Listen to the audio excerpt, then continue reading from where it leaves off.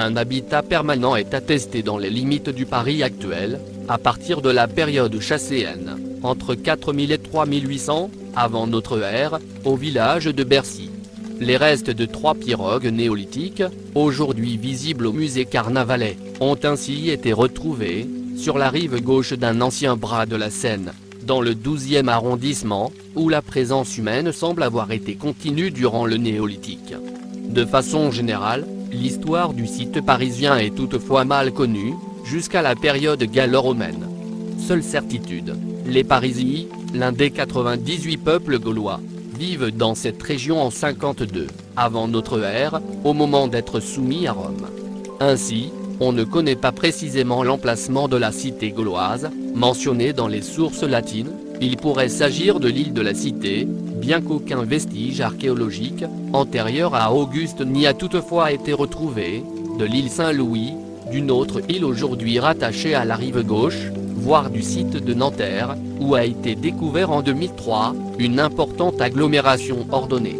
Dans tous les cas, la cité romaine s'étend sur la rive gauche, et sur l'île de la Cité, elle prend le nom de Lutetia, Lutèce. À l'époque gallo-romaine, Lutèce n'est qu'une cité relativement modeste du monde romain, avec une population de l'ordre de 10 000 habitants à son apogée. En comparaison, Luc du Nôme, Lyon, capitale des Trois Gaules, dont la lyonnaise qui englobe la région de Lutèce, aurait compté au IIe siècle, de 50 000 à 80 000 habitants.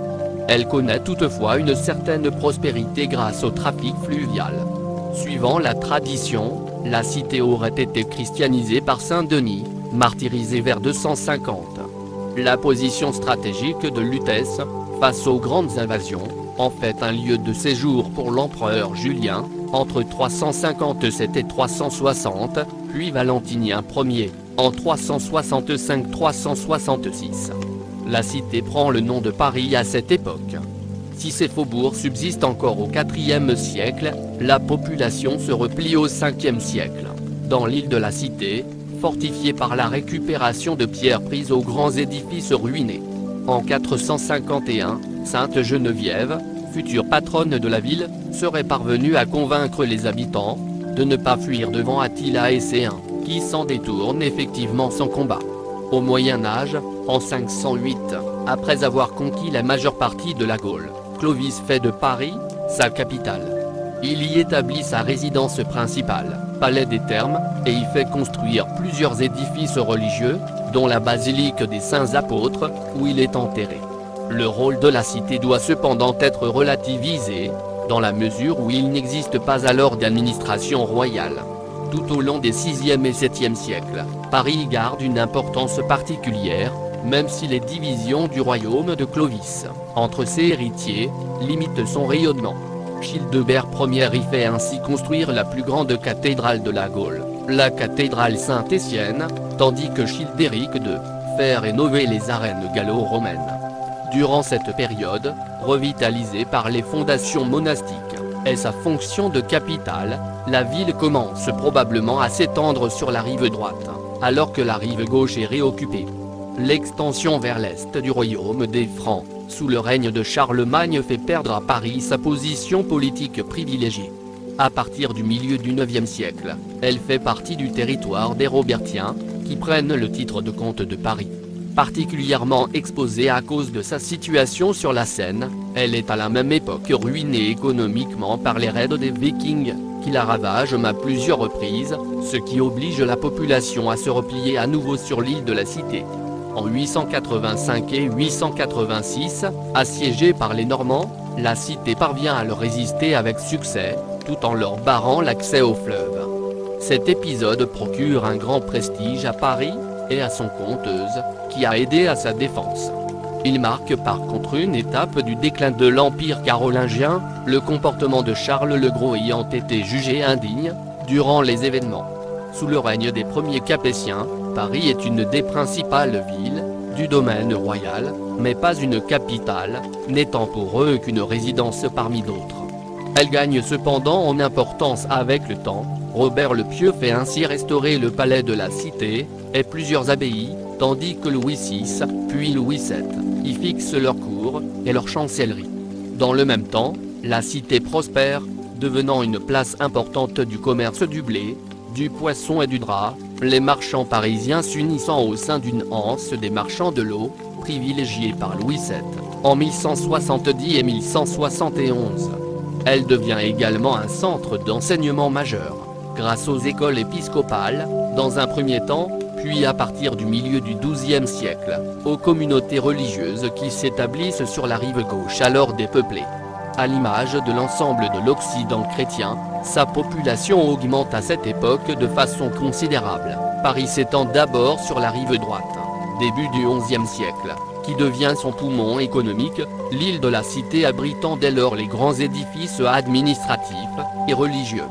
C'est Philippe Auguste qui fait de Paris la capitale incontestée du royaume, sur lequel il est le premier des Capétiens à exercer un fort contrôle. Cette position est encore renforcée sous les règnes de Louis IX et de Philippe le Bel. L'administration royale, qui se développe considérablement, tient ainsi son siège dans la cité, où se situe la Chambre des comptes, le Trésor, et les archives du royaume.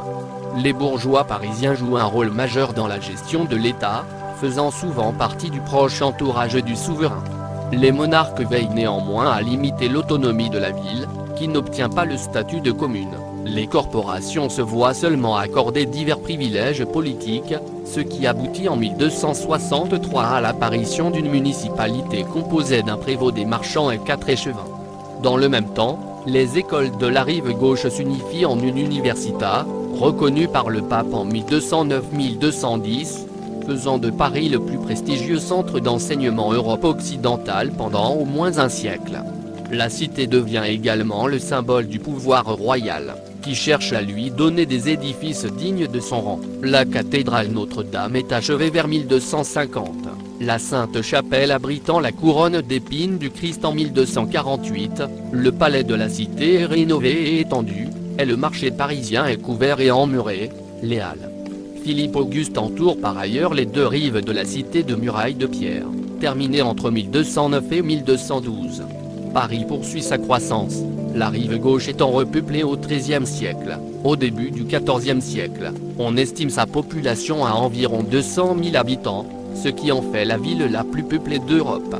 En 1348, la cité est frappée pour la première fois par la peste, qui ravage l'Europe. Entre 1347 et 1351, ce mal l'atteint ensuite de façon cyclique pendant plusieurs siècles. Pendant la guerre de 100 ans, elle est exposée aux attaques anglaises, ce qui amène Charles V à construire sur la rive droite un nouveau rempart englobant les faubourgs.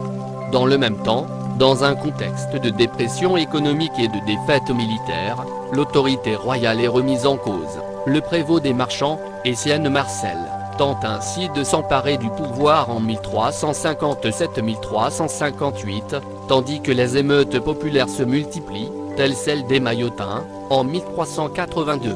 En réaction, Charles V puis Charles VI élisent résidence dans l'Est parisien, moins exposé aux troubles. Au début du XVe siècle, le conflit entre Armagnac et Bourguignon occasionne également de nombreuses violences dans la capitale. Ces derniers s'imposent en 1418, et Paris tombe en conséquence aux mains du roi d'Angleterre. 2 ans plus tard, la cité est reconquise, en 1436, par Charles VII, mais celui-ci préfère résider près de la Loire, et il en est de même pour ses successeurs Louis XI, Charles VIII et Louis XII. À l'issue de la guerre, Paris s'est rétracté derrière ses murailles, et sa population est tombée à environ 100 000 habitants. De la Renaissance au XVIIIe siècle, l'hôtel de Sens, édifié entre 1475 et 1519, est l'un des plus anciens hôtels particuliers de Paris. La Renaissance, marquée par le roi, et sa cour résidant dans le Val-de-Loire, ne bénéficie donc guère à Paris. Malgré son éloignement, la monarchie s'inquiète de l'expansion désordonnée de la cité. Une première réglementation d'urbanisme est édictée en 1500, à propos du nouveau pont Notre-Dame, bordé de maisons uniformes de briques et de pierre de style Louis XII. En 1528, François Ier fixe officiellement sa résidence à Paris. Le rayonnement intellectuel s'accroît, à l'enseignement de l'université, théologie et arts libéraux, s'ajoute un enseignement moderne tourné vers l'humanisme, et les sciences exactes voulues par le roi, au Collège de France. Sous son règne, Paris atteint 280 000 habitants, et reste la plus grande ville du monde chrétien. Le 24 août 1572, sous Charles IX, est organisé le massacre de la Saint-Barthélemy. On compte entre 2000 et 10 000 victimes. La Ligue catholique, particulièrement puissante dans la capitale, se dresse contre Henri III, durant la journée des barricades en 1588. Ce dernier s'enfuit avant d'assiéger la ville. Après son assassinat, le siège est maintenu par Henri de Navarre, devenu Henri IV. La ville, pourtant ruinée et affamée, ne lui ouvre ses portes qu'en 1594, après sa conversion. La journée des barricades, 1648, marque le début de la Fronde, qui provoque une importante crise économique, et une nouvelle défiance du roi vis-à-vis de sa capitale. Malgré une mortalité supérieure aux naissances, la population atteint les 400 000 habitants, grâce à l'immigration provinciale. Paris est une ville misérable, où règne une forte insécurité. La légendaire cour des miracles est progressivement vidée, à partir de 1656, par le lieutenant général de police Gabriel Nicolas de la Reynie, qui fait établir 6500 lanternes, pour éclairer la ville la nuit, et rendre les rues plus sûres. Louis XIV choisit Versailles comme résidence, en 1677, avant d'y déplacer le siège du gouvernement en 1682. Colbert prend en main la gestion parisienne, et fait la navette entre Paris et Versailles. Durant son règne, le roi Soleil ne vient que 24 fois, à Paris, essentiellement pour des cérémonies officielles, marquant ainsi envers la cité, une hostilité que n'apprécient guère les Parisiens. Au XVIIIe siècle, Versailles ne dépossède pas Paris de son rayonnement intellectuel, au contraire même, elle en fait une puissante frondeuse ouverte aux idées des Lumières. C'est la période des salons littéraires, comme celui de Madame Geoffrin. Le XVIIIe siècle est aussi celui d'une forte expansion économique qui permet une importante croissance démographique. La ville atteint 640 000 habitants, à la veille de la Révolution française. En 1715, le régent Philippe d'Orléans quitte Versailles, pour le palais royal. Le jeune Louis XV est installé au palais des Tuileries, pour un retour, éphémère, de la royauté dans Paris. Dès 1722, Louis XV retourne au château de Versailles, rompant la fragile réconciliation avec le peuple parisien. La ville s'étend alors à peu près sur les 6 premiers arrondissements actuels, le jardin du Luxembourg marquant la frontière occidentale de la ville. Louis XV s'intéresse personnellement à la ville en 1749, lorsqu'il décide l'aménagement de la place Louis XV, actuelle place de la Concorde, la création de l'école militaire en 1752, et surtout la construction d'une église dédiée à Sainte Geneviève en 1754, plus connue sous le nom actuel de Panthéon. La Révolution française débute à Versailles, par la convocation des États généraux, puis le serment du jeu de paume. Mais les Parisiens, atteints par la crise économique, pris du pain, sensibilisés aux problèmes politiques par la philosophie des Lumières, émus par une rancœur à l'égard du pouvoir royal, ayant abandonné la ville, depuis plus d'un siècle, lui donnent une nouvelle orientation. La prise de la Bastille le 14 juillet 1789, liée au soulèvement des ébénistes du faubourg Saint-Antoine, en est une première étape. Le 15 juillet, l'astronome Jean-Sylvain Bailly reçoit à l'hôtel de ville la charge de premier maire de Paris. Le 5 octobre, l'émeute, déclenchée par les femmes, sur les marchés parisiens, atteint Versailles le soir. Le 6 octobre, au matin, le château est envahi, et le roi doit accepter de venir résider à Paris, au palais des Tuileries, et d'y convoquer l'Assemblée constituante, qui s'installe le 19 octobre, dans le manège des Tuileries. Le département de Paris comprend alors 3 districts, Paris, le Franciade, et Bourg de l'Égalité. Le 14 juillet 1790, se déroule la fête de la Fédération sur le Champ de Mars, lieu qui sera le 17 juillet 1791, le théâtre d'une dramatique fusillade. Occupé à partir de mai 1790, après la mise en vente des biens nationaux, le couvent des Cordeliers, et le couvent des Jacobins, au lieu du Paris révolutionnaire, marque la toute-puissance des clubs parisiens, sur le cours de la Révolution. Dans la nuit du 9 août 1792, une commune révolutionnaire prend possession de l'hôtel de ville. La journée du 10 août, voit la foule assiéger le palais des Tuileries, avec le soutien du nouveau gouvernement municipal. Le roi Louis XVI et la famille royale sont incarcérés à la tour du Temple. La monarchie française est de fait abolie. Après les élections de 1792, les représentants de la Commune de Paris, très radicaux, s'opposent à la Convention nationale au groupe des Girondins, représentant l'opinion plus modérée de la bourgeoisie des provinces, qui sera écartée en 1793. Les Parisiens vivent alors 2 années de rationnement. La terreur règne sous la coupe du Comité de salut public. Le tribunal révolutionnaire, avec l'aide de la mairie, s'emploie à incarcérer tout ce que la ville compte encore de nobles suspects, de prêtres réfractaires et d'opposants jugés contre-révolutionnaires. La création de la charge de préfet de police par Napoléon, ôtera à la municipalité tout pouvoir de police judiciaire, de sorte que le maire de Paris est, aujourd'hui encore, le seul de France à en être privé. Le 21 janvier 1793, Louis XVI est guillotiné sur la place Louis XV, rebaptisée place de la Révolution. Il est suivi sur l'échafaud, par 1119 personnes, dont Marie-Antoinette, Danton, Lavoisier et finalement Robespierre, et ses partisans, après le 9 Thermidor en 2, soit le 27 juillet 1794. La Révolution n'est pas une période favorable au développement de la ville, peu de monuments sont édifiés, qui n'a plus que 548 000 habitants en 1800. De nombreux couvents et églises sont rasés et font place à des lotissements édifiés sans plan d'ensemble, ce qui aboutit à une réduction des espaces verts de la ville et à une densification du centre. Sous le Directoire, des immeubles de rapport, de style néo-classique, sont élevés. En 1806, Paris a compensé les pertes subies durant la Révolution, et compte 650 000 habitants. Cette progression est surtout le fait de l'immigration provinciale, la natalité restant faible. Depuis le milieu du XVIIIe siècle, la ville est distancée par Londres, en pleine expansion économique et démographique, qui atteint 1 096 784 habitants. Le 2 décembre 1804, Napoléon Bonaparte, qui a pris le pouvoir en 1799, est sacré empereur par le pape Pie VII, à la cathédrale Notre-Dame. Il décide d'établir à Paris la capitale de son empire et ambitionne d'en faire la nouvelle Rome.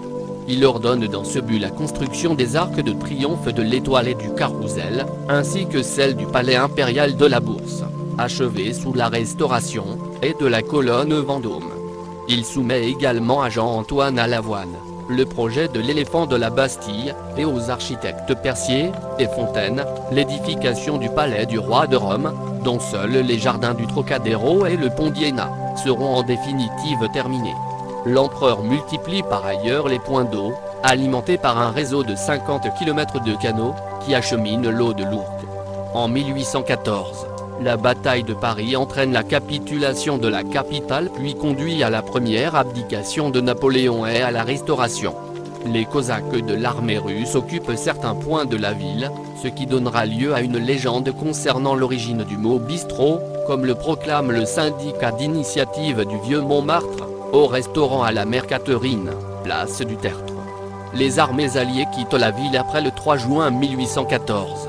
Date du départ du tsar Alexandre Ier. De la Restauration à la Commune de Paris, à la fin des 100 jours, la chute de l'Empire en juillet 1815 amène à Paris les armées anglaises et prussiennes, qui vont jusqu'à camper sur les Champs-Élysées. Louis XVIII, de retour de son exil à Gand, s'installe à nouveau aux Tuileries. Louis XVIII et Charles X, puis la monarchie de Juillet se préoccupent peu de l'urbanisme parisien.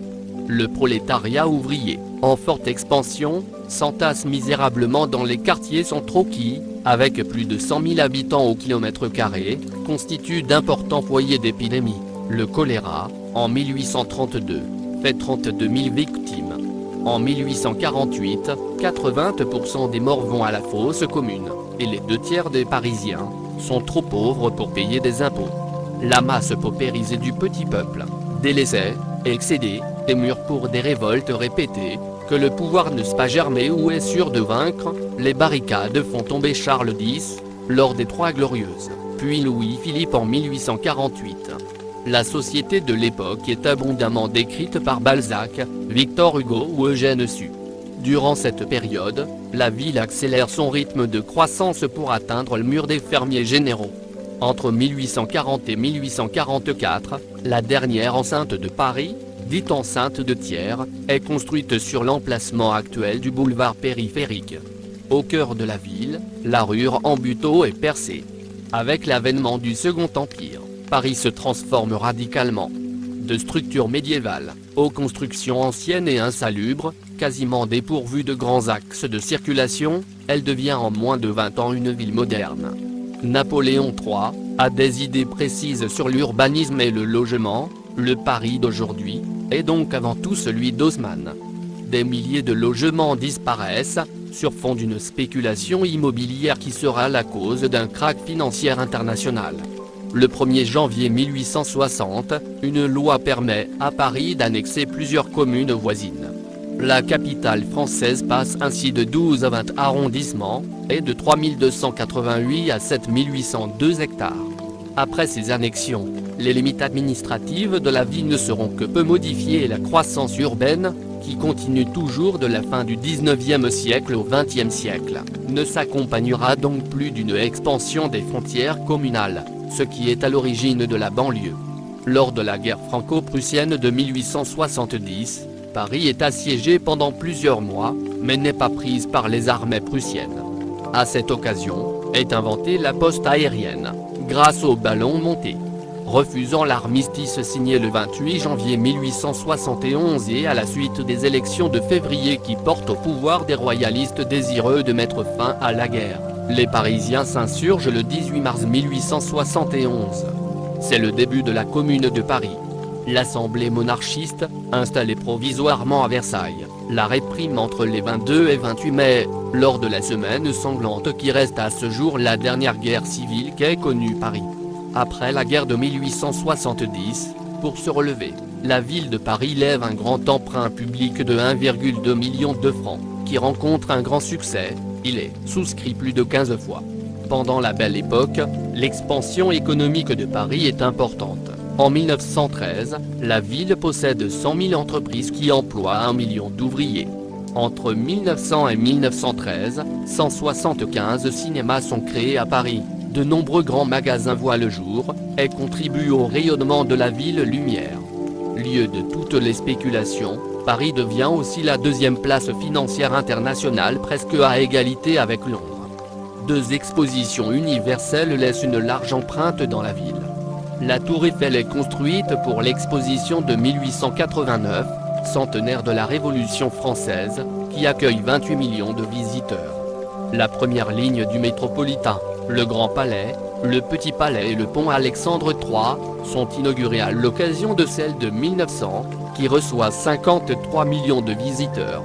L'industrie se déplace progressivement en proche banlieue, où se trouve l'espace nécessaire, Renault, à Boulogne-Billancourt, ou Citroën, à Suresnes. Cette migration est à l'origine de la banlieue rouge. Néanmoins, certaines activités restent fortement implantées dans la ville intra-muros, en particulier la presse et l'imprimerie. De la Belle Époque aux années folles, Paris connaît l'apogée de son influence culturelle, notamment autour des quartiers de Montparnasse et de Montmartre, et accueille de très nombreux artistes tels Picasso, Matisse, Braque ou Fernand Léger. En 1910, une crue centennale de la Seine provoque l'une des plus graves inondations que la ville ait connues, et cause 3 milliards de francs de dégâts. Lors de la Première Guerre mondiale, Paris, épargné par les combats, subit des bombardements et des tirs de canon allemands. Ces bombardements restent sporadiques et ne constituent que des opérations à caractère psychologique. En 1917, la création d'une réplique de Paris est envisagée pour leurrer les aviateurs allemands, venus bombarder la capitale. L'entre-deux-guerres se déroule sur fond de crise sociale et économique.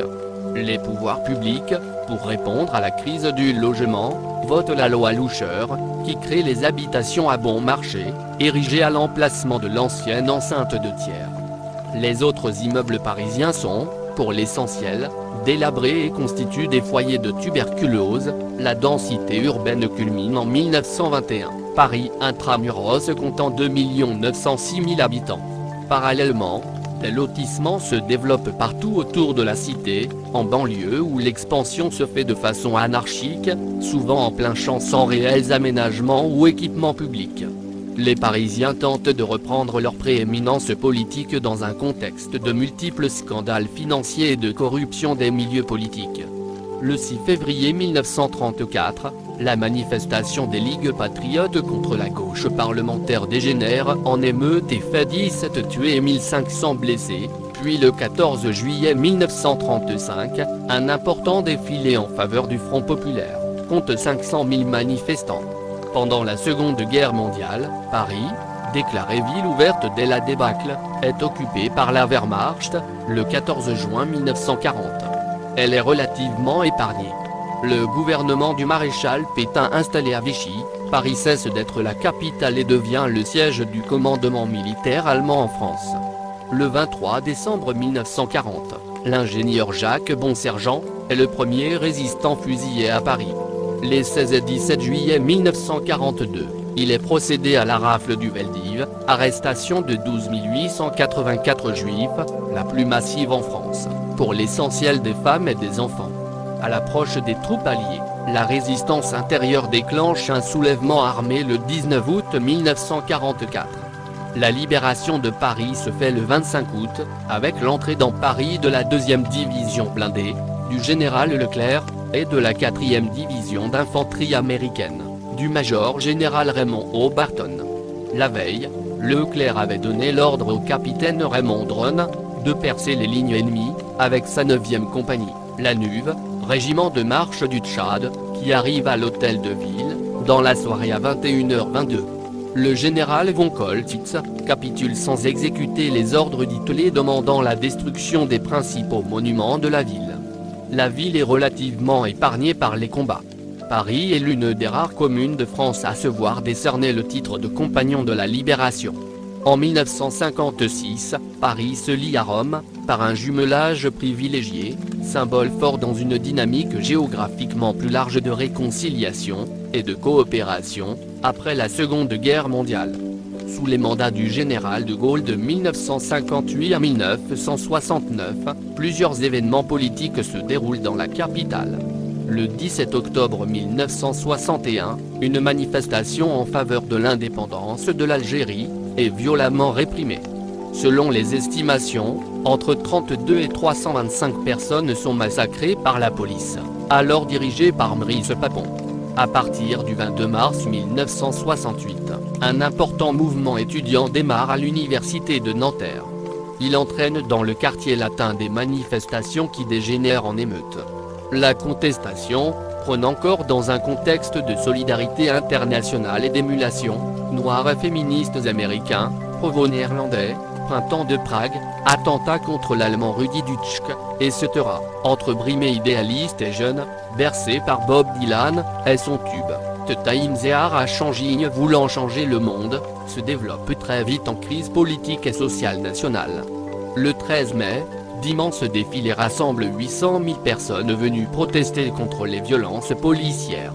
Le 30 mai, une manifestation de soutien au gouvernement et au général de Gaulle réunit 1 million de personnes, de la place de l'Étoile à celle de la Concorde.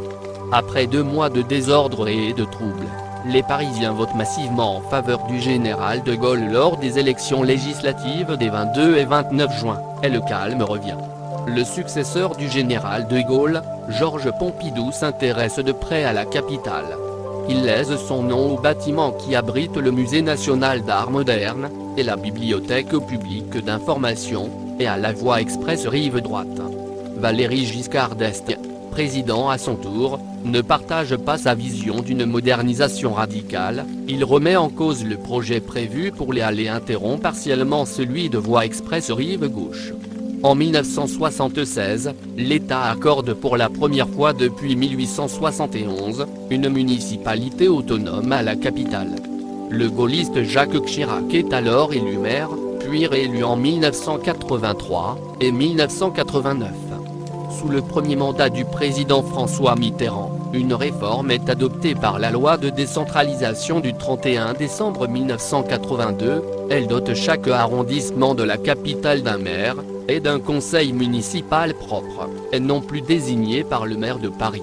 En 1991, les quais de la Seine, du pont de Sully, en amont, au pont d'Iéna, en aval, sont classés sur la liste du patrimoine mondial de l'UNESCO, au titre de remarquables ensembles fluviaux urbains, avec ces monuments, dont plusieurs constituent des chefs d'œuvre architecturaux, au rayonnement mondial. La manifestation républicaine du 11 janvier 2015 à Paris, place de la République. Élu président de la République en mai 1995, Jacques Chirac est remplacé par Jean Tibéri, dont l'unique mandat est marqué notamment par la mise au jour de plusieurs affaires politico-financières, et par la division de la majorité municipale. En 2001, Paris élit un maire de gauche, le socialiste Bertrand Delanoë, ensuite réélu en 2008. Il se démarque de ses prédécesseurs par sa volonté affichée de réduire la place de l'automobile dans la ville au profit notamment des piétons et des transports en commun. Il développe l'animation de la vie parisienne par de grandes manifestations culturelles comme Nuit Blanche ou simplement ludiques comme Paris-Plage. À l'occasion des élections municipales de 2014, Anne Hidalgo, première adjointe de Bernard Delanoë, devient la première femme, maire de Paris. Ce texte est interprété par Mathieu, ma petite voix de synthèse préférée. Mes sources proviennent notamment de Wikipedia.com.